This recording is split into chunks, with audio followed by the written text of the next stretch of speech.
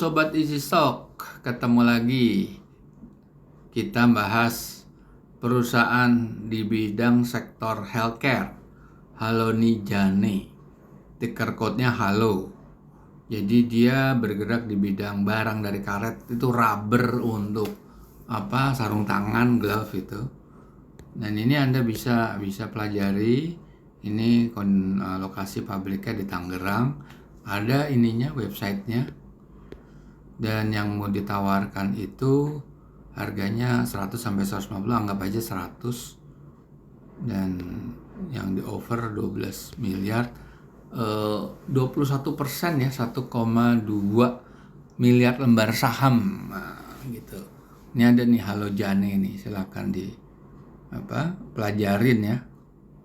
Halonijane. Nah, di sini silakan aja kalau Anda mau pelajari ini, apa aja mau dicari. Oke. Tujuan kita adalah di angka 150 perak ini. Murah apa mahal atau wajar? Kita akan menghitung harus dengan analisa fundamental. Nah, analisa fundamental yang kita gunakan adalah bukunya Benjamin Graham, Security Analysis, dan The Intelligent Investor. Dua buku ini pegangannya Warren Buffett untuk menghitung nilai wajar saham yang listed dan yang mau listed, yang mau IPO. Sekarang sudah Anda bisa gunakan aplikasinya running di Android mobile. Saat ini masih under maintenance. Silahkan Anda request link, nanti kita bagikan linknya. Kalau Anda sudah register, download, seperti ini bentuknya. Dan ini kalau Anda klik yang bendera Indonesia, ada 834 saham yang listed. Dan ini bisa dibaca ini dari sini. Kayak Astra Argo Lestari nih yang paling atas. Harga closing price-nya 8.000. Nilai wajar tertingginya 9.000 sampai 13.000. Jadi punya upside-nya 13% dan 73%. Oke.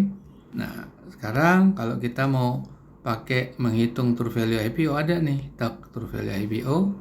Nah, kita lagi menghitung Halonijane. Oke, tapi tunggu dulu, nanti kita ke sana. Kita mau bongkar dulu nih prospektusnya. Prospektusnya Halonijane ini, ini kita pertama harus lihat berapa saham yang outstanding. Nah, saham yang outstanding Halonijane itu 6720. Nah, di sini 5720 ya. Di sini 5720. Jadi pertama 4,5 miliar, terus jadi 5,7 miliar karena 1,2 miliar dilepas, ekivalennya 21% atau kurang sedikit ya. Nah, sekarang kita mau lihat laporan auditednya. Laporan auditnya itu ya. Di sini kita lihat, nah ini kan laporan Hendra Winata, Hani Erwin dan Sumargo. Nah, kita konsentrasi di aset lancar. Kita akan membuat dua periode untuk melihat nilai wajar, yaitu periode yang update yaitu 30 Juni dan periode sebelumnya yang full year yaitu 31 Desember 2022. Nah, kita akan konsentrasi di aset lancar yang menurut paham free cash flow itu bukan bagian daripada cash flow atau tidak berdampak pada cash flow kita keluarkan. Jadi yang catatan akuntansi seperti bayar pajak dibayar di muka dan uang muka dan biaya yang dibayar di muka itu harus kita keluarkan dari situ. Oke, terus kemudian kita akan membandingkan nanti dengan utang jangka pendek, jangka panjang. Dan di sisi P&L kita konsentrasi di laba periode berjalan. Di sini lagi net loss nih. 2022 net loss, tapi 2021 itu untungnya besar. Jadi di sini kelihatannya terjadi penurunan kinerja. penurunan kinerja. Di sini kalau dilihat pendapatan lain-lainnya itu negatifnya cukup besar ya di tahun 2022, dan selisih kurs ini kita harus keluarkan. Ini ada selisih kurs, kalau 2021 1,2, kalau ini 3,6, itu harus kita keluarkan. Oke, dari situ kita masuk, dan ini umumnya nggak ada yang bayar dividen ya, kayak nggak ada. Nah, di sini juga ada nih cash flow statement ya. Perolehan aktiva tetap tuh namanya capital expenditure, belanja modal. Kalau perusahaan nggak ada belanja modal, nama perusahaannya nggak berkembang, mati, stagnan. Tidak, kan untuk berkembang Anda harus invest kan. Invest barang produksi, barang atau aset yang bisa menghasilkan uang gitu. Oke. Kemudian kita harus cek lagi, nggak bisa kita cuma berhenti di sini. Kita harus cek lagi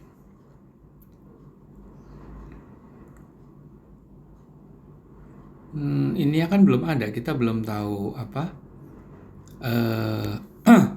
Kita belum tahu penyusutannya berapa. Oke.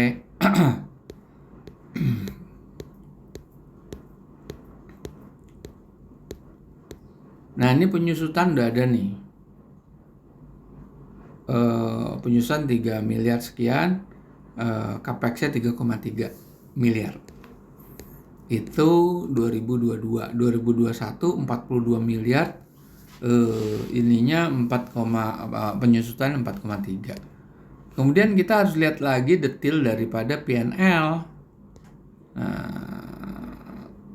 Di sini.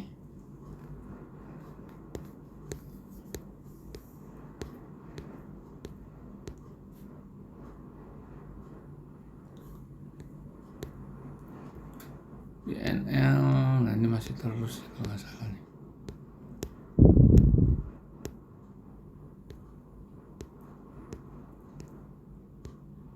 Transaksi non cash, sebetulnya ke atas nih dia. Nah, di sini nih,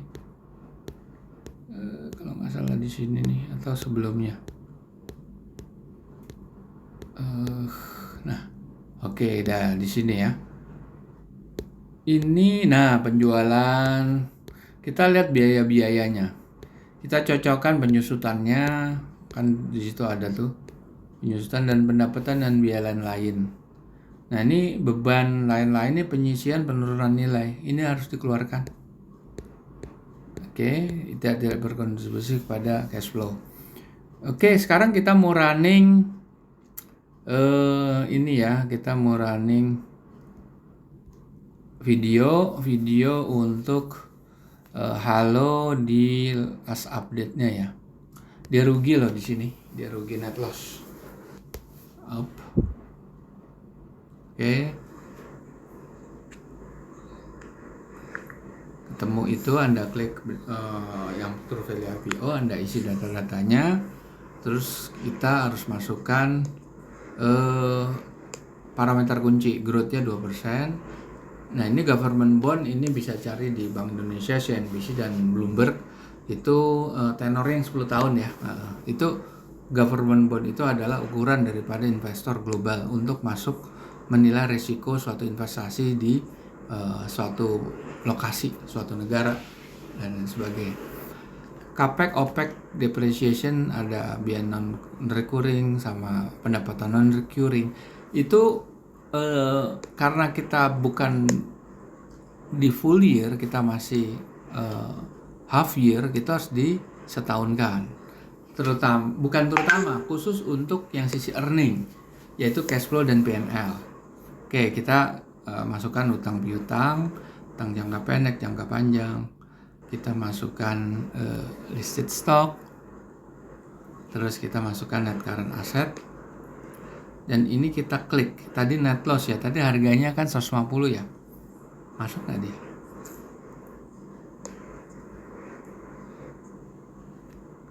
Minus, nggak bisa, minus dia,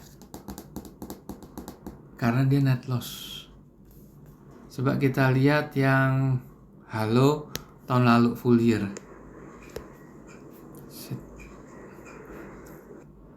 Full year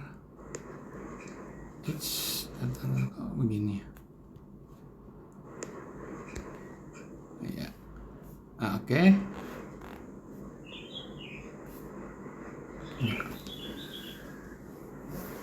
Sama seperti ini, Anda isi semuanya terus masuk kan. Dan ini udah 12 bulan ya, tidak perlu disetahunkan. Nah, kita skip aja, langsung saham yang beredar, current aset berapa dia nilai wajarnya? 150 kah? Betul, kalau nggak salah 150 ya tadi ya offering price-nya. Masuk nih, masuk dia 100. Oke, masuk dia 100 berapa tadi? Oke. Ini set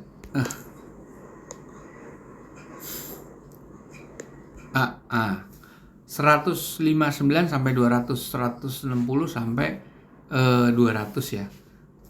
Tadi berapa sih ininya? 150 kan? Masuk. Tapi persoalannya laporan yang terkininya dia jatuh. Berarti kan berisiko. Kalau data tahun lalu, data full year-nya itu harga ini wajar ini 159, 200 ada upside-nya sedikit ya. Sekitar 50 perak. 50 perak itu kan dari 150 ya. Sepertiga ya, ada 30%. Bagus kan upside 30%. Tapi begitu dia rilis laporan keuangan half year-nya, akhirnya tidak bisa dianalisa karena net loss-nya tidak tertutup sama neracanya. Neracanya juga berat sebetulnya, meskipun dia nggak sampai defisit ya. Jadi di situ para pemirsa, kita lihat juga tadi kan kita udah tunjukkannya di healthcare itu padahal naik nih. Healthcare itu industrinya selama 2022 itu cukup lumayan naik dibanding dengan seperti teknologi yang menurun. Dan ini apa yang terjadi nanti di market itu kita tidak akan bisa nebak apapun. Yang jelas saham yang beredar itu sekitar berapa tadi, 20% ya, apa 25 whatever itu, mayoritasnya kan ada di founder. Meskipun founder itu sangat dilarang keras dan punya sanksi kalau dia bermain di situ, tapi mereka punya investment banker, punya teman, punya saudara dan lain sebagainya. Di situ apa yang terjadi nanti waktu floating di hari IPO-nya, di hari di secondary market-nya, itu kita nggak tahu tuh saham akan turun atau naik. Oke? Ini cuma memberikan gambaran apakah harga offeringnya itu wajar, tidak murah, wajar, atau mahal. Oke?